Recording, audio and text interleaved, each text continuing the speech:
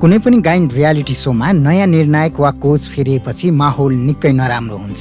पुरानै कोचहरूको गीत र कमेन्ट सुनिरहेका दर्शकहरूले उनीहरूलाई आफ्नो मनमा राखेका हुन्छन्। तर नयाँ कोच वा निर्णायक फेरिएपछि दर्शकहरूले खल्लो महसुस गर्छन्।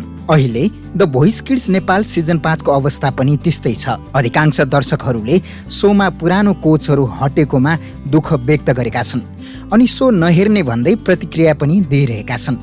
के उसो भए दर्शकहरूले शो हेर्दैनन् त? द भोइस टिमलाई के यसपटक घाटा लाग्नेवाला छ? आउनुहोस् चर्चा गरौँ।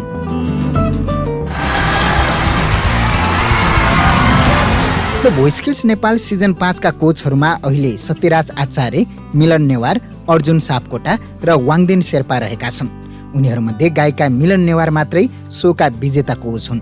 उनले The Voice of Nepal season 5 मा जित हासिल गरेकी थिइन्। गायिका Milan Newar The Voice of Nepal र द भोइस किड्स दुवैमा अनुभवी कोच हुन्। 4 जना कोचहरूमध्ये उनी सबैभन्दा अनुभवी कोचका रूपमा रहेकी छिन्। कोचहरूमध्ये गायक सत्यराज आचार्यले the voice kids Nepal season 4 देखि कोचको भूमिका निभाएका हुन्। सिजन 4 पछि उनी सिजन 5 मा दोहोरिएका छन्। त्यस्तै युवाहरूमाझ लोकप्रिय 2 गायकहरू नयाँ कोचका रूपमा थपिएका छन्। लोकविधामा चर्चित रहेका अर्जुन सापकोटा र पप गीतका क्षेत्रमा युवाको मन जितेका गायक वाङदेन शेर्पा नयाँ कोचका रूपमा थपिएका हुन्। यी 2 कोचहरूका लागि यो सिजन ठूलो परीक्षा जस्तै बनेको छ। वास्तवमा यी 2 नयाँ कोचको विषयमै दर्शकहरू आशावादी नदेखिएका हुन्।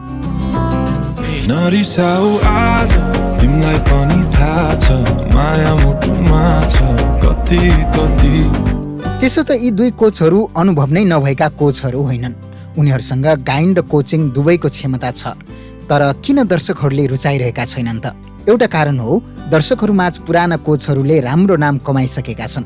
गायक राजु लामा, खेम सेन्चुरी, मेलिना राई र प्रमोद खरेल साङ्गीतिक क्षेत्रमा लामो समयदेखि बहुचर्चित छन्। उनीहरूको गीत नसुनेका दर्शक श्रोताहरू प्राय छैनन् होला। उनीहरूमध्ये गायक राजु लामा त झन् युवादेखि वृद्धहरूमाझ पनि चर्चित छन्। प्राय सबै उमेर समूहका दर्शकहरूले उनीहरूलाई रुचाएका छन्। त्यस्तै दोस्रो कारण चाहिँ नयाँ कोचहरूको पहिलो पटक रियालिटी शोको निर्णायक वा कोच बनेका हुन्। द भोइसमा पहिलो पटक आउँदा प्राय कोचहरूले यस्तै चुनौतीको सामना गर्छन्। त्यसैले यसलाई उनीहरूले सम्भवतः सामान्य रूपमा नै लिएका छन् भन्ने बुझिन्छ। विजय मैले भने जस्तै सङ्गीतको विजय हो, मेरो मात्र होइन भोइस अफ नेपालको विजय हो। त्यसले गर्दाखेरि आम भेरी ह्यापी। अन्तमा प्रश्न पहिलेकै उठ्छ, के यसपटक दर्शकहरूले the voice kids Nepal season 5 हेर्लान्? सामाजिक सञ्जालमा आएका कमेन्टहरूलाई हेर्ने हो भने हेर्दैनन् जस्तो लाग्न सक्छ। तर वास्तविकता त्यो होइन। यो सोलाई दर्शकहरूले पक्कै हेर्छन्। आफूलाई मन परेको कोच सोबाट आउट भएकाले दर्शकहरू केही समय खिन्न भएका मात्रै हुन्। सोको प्रसारण सुरु भएसँगै दर्शकहरूले सोलाई फेरि उत्तिकै रुचाउने सम्भावना छ। द भोइस यसका कोचका कारण चर्चित हुन्छ, तर यसको फर्म्याट अझ दर्शकहरूलाई तान्ने किसिमको छ अनि नयाँ कोचहरूले पनि समयसँगै दर्शकहरूको माया पाउने नै छन्। सोमा कोचको भन्दा त्यसमा सहभागी प्रतियोगीहरूको कथा, गायन र भावनालाई अझ रुचाइन्छ। दर्शकहरू उनीहरूसँग मनैदेखि जोडिन्छन्। त्यसैले यो सो दर्शकहरूले पक्कै हेर्नेछन्। बाहिर आएको जस्तो हल्ला नहेर्ने भन्ने हुने छैन। माया गर्ने मुटुले हो, माया गर्ने मुटुले हो, निधारले होइन। तपाईको विचारमा के दर्शकहरूले the voice kids Nepal season 5 हेर्लान्? कृपया कमेन्ट गर्नुहोस्।